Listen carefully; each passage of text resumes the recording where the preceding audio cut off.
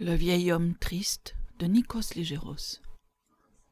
C'était à Saint-Rémy, en avril ou en mai, je ne sais plus. Mais c'était en 1890, de cela j'en suis certaine. Lorsque je le vis pour la première fois, il était assis sur une chaise en bois. Il était vêtu d'un bleu étrange et lumineux à la fois. Ses souliers bien lacés avaient connu des époques plus heureuses. Désormais, il ne les quittait plus. Ils étaient accrochés à lui pour la vie. Il n'avait plus qu'eux. Courbé sur lui-même, comme sur son sort, ses coudes plantés sur ses maigres cuisses, la tête enfoncée sur ses mains fermées en poing, le vieil homme, à la chevelure blanche, pleurait comme un enfant. Sur son crâne dégarni, l'histoire avait creusé de profonds sillons, comme pour marquer le territoire de la mémoire. Il était éperdument seul dans cette pièce vide. Tout son univers s'était refermé sur lui. Il n'était plus qu'une vague bleue, venue s'échouer au bord de l'océan de la vie.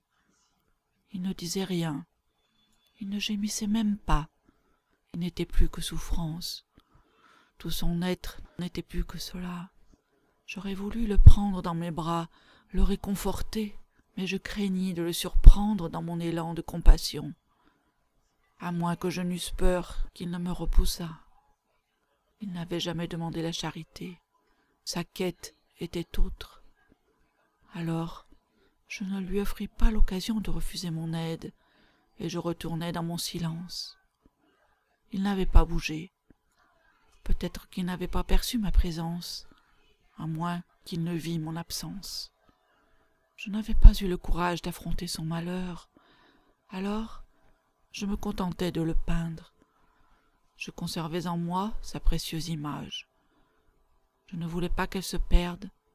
Je trouvais en elle l'innocence de la vieillesse et le caractère sacré de l'icône. Ce n'était pas un saint, pas plus que je n'avais jeûné pour le peindre.